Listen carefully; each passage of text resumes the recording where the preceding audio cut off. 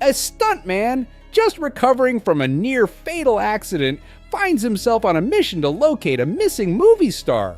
Along the way, he uncovers a conspiracy and attempts to rekindle his romance with the love of his life, all while juggling his regular job. What could possibly go wrong?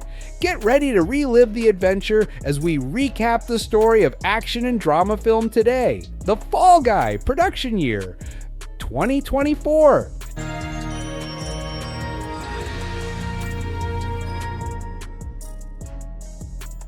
The film opens with veteran stuntman Colt Seavers reflecting on the unsung heroes of the film industry, stunt performers who risk their lives to bring action to the screen.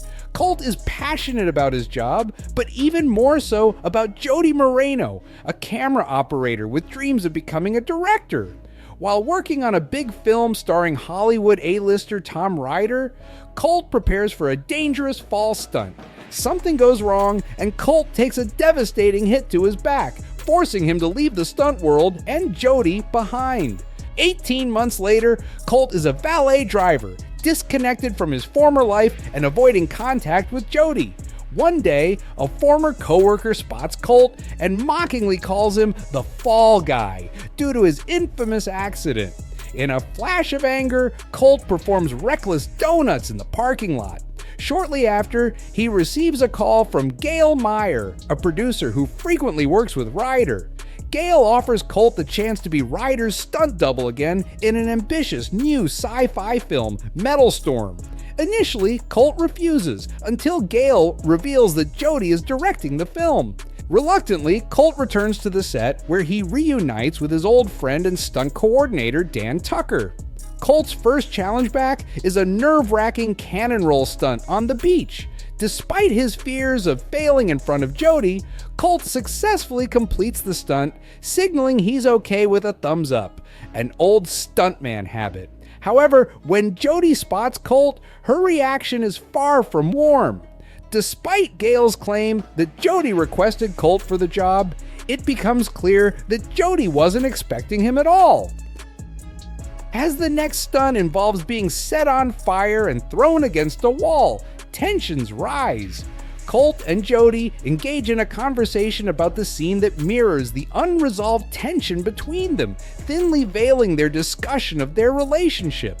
To Colt's dismay, it's apparent that most of the crew sides with Jody in the fallout from Colt's long absence. In a moment of chaos on set, producer Gail Meyer visits Colt in his trailer with troubling news.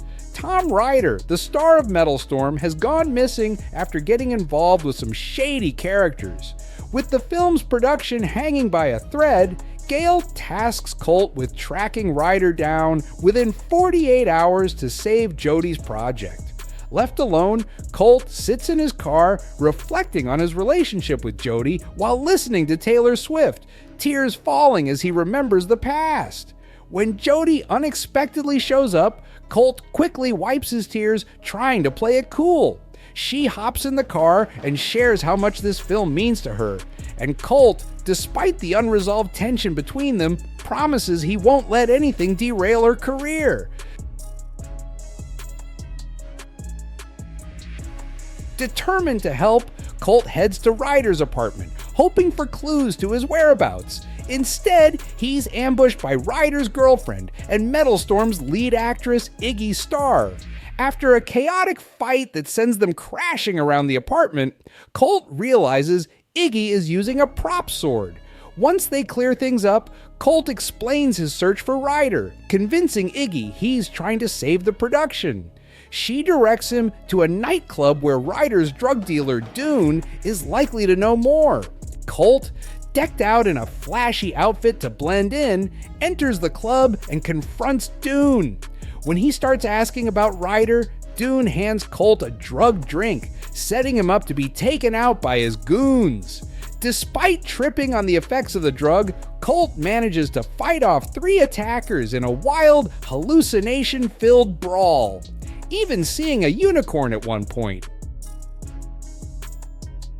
He chases Dune outside, stopping him from escaping in a cab. Under pressure, Dune reveals that he was paid to drug Colt and directs him to a hotel, advising him to ask for someone named Kevin and request a fruit platter.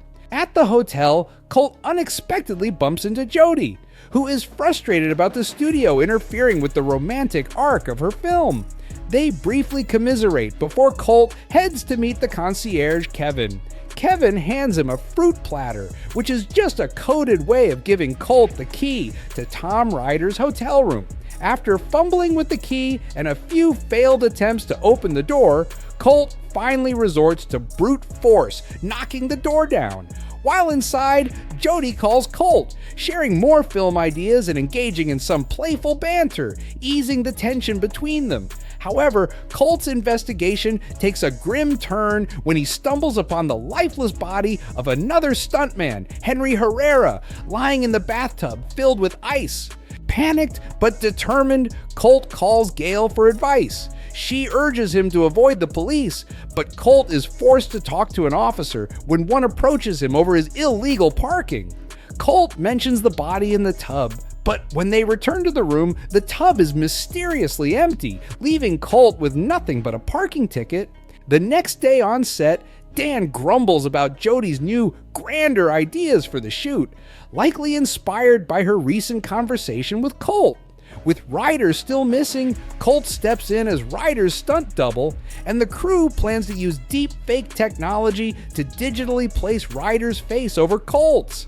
Later that evening, Jody invites Colt out for karaoke, and despite everything happening around them, he agrees, hinting at a possible rekindling of their connection. On his way to karaoke, Colt crosses paths with Alma Martin, Tom Ryder's assistant, and her trained dog, Jean-Claude.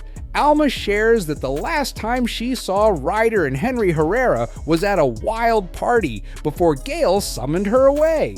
Alma also reveals she has Ryder's phone, which Dressler, Ryder's head of security, had been after. She suspects something illegal is on the phone and is willing to turn it over, but she wants producer credit on Metal Storm in return. Colt agrees to help, but before they can make a move, Dressler ambushes them, tasing both and abducting Alma.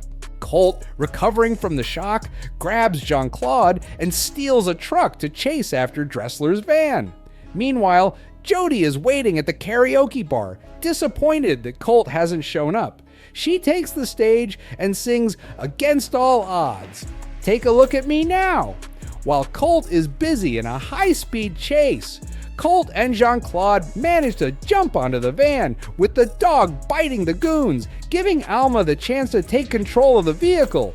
The van eventually stops after a chaotic battle, and Colt crashes through the windshield but walks away relatively unscathed. He rushes to the karaoke bar only to find that Jody has already left, with Dan delivering the bad news. Colt and Dan decide to give Ryder's phone to their tech-savvy crew member, Venti, to hack into it. However, they need Ryder's password. The two head to Ryder's apartment, where they find the password scribbled on one of his many post-it notes. Once Venti unlocks the phone, they discover a video showing Ryder, Iggy, and some of his friends with Henry. In the video, Henry mocks Ryder for not doing his own stunts. Ryder attempts one himself, but the stunt goes wrong, and he accidentally knocks Henry over, killing him. Before they can process the video, Venti calls with alarming news. The media is reporting Henry's death, with Colt named as the prime suspect. Suddenly, Dressler and his goons burst in, opening fire. Dressler destroys the phone by shooting it out of Colt's hands, leaving them without evidence. Colt and Dan fend off the attackers, and in the chaos, Colt escapes by jumping onto Ryder's boat. He crashes through the roof, only to come face to face with Ryder, who knocks him out cold. Colt wakes up tied up, facing Tom Ryder, who demands his phone back. Ryder coldly admits to killing Henry and framing Colt as the fall guy for the crime. he reveals that it was Gale's idea to cover it all up after he ran to her for help. Ryder also confesses to orchestrating Colt's accident because he felt Colt was stealing his spotlight. Meanwhile, Gale meets with Jody, trying to convince her that Colt is the prime suspect in Henry's murder. Back at the boat, Ryder's goons prepare to douse Colt with kerosene and set him on fire. However, Colt cleverly spits the kerosene into Dressler's face when he tries to light him up. Colt manages to escape by steering a boat in reverse. Desperate to contact Jody, he calls her phone, but Gale intercepts and deliberately gets the phone wet so Jody can't answer. Eventually, Colt reaches Jody and tries to explain his innocence, but the villains chase after him, forcing his boat to crash and explode.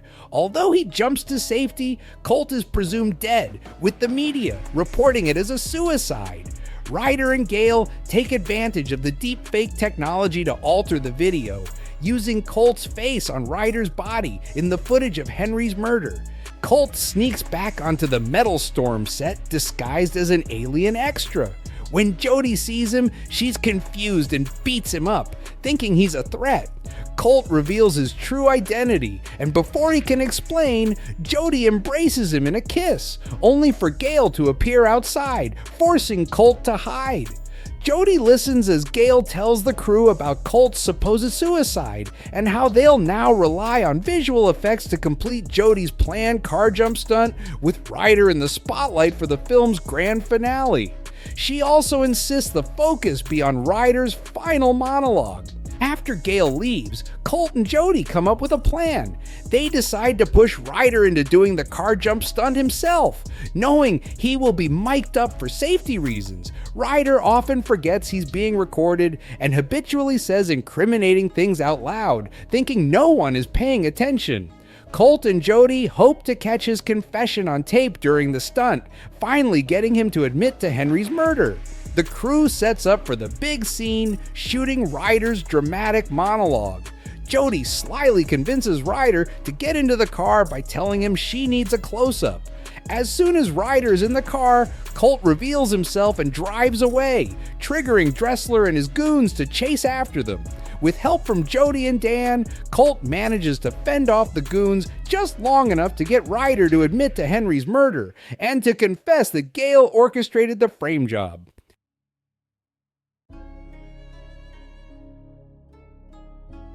As Colt pulls off the epic stunt, jumping the car across a canyon, Ryder is knocked unconscious.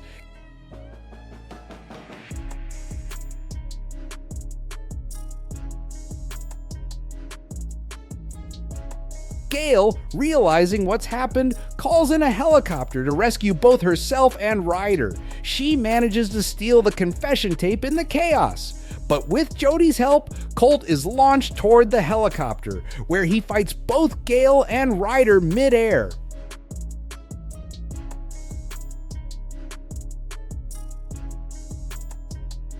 After an intense battle, Colt retrieves the tape and safely jumps onto a crash mat set up by the crew at just the right moment. With the evidence in hand, Colt and Jody share a victorious kiss. Later, Metal Storm is released in theaters, with Jason Momoa stepping in to replace Ryder as the lead. The film becomes a massive box office success, and Alma gets her producer credit, fulfilling her ambition. Colt reflects on how, while the heroes in the movie got their happy ending, he and Jody found their own happy ending as well. And showing this story ends here. Appreciate a subscribe, and please remember to like. Thanks for watching.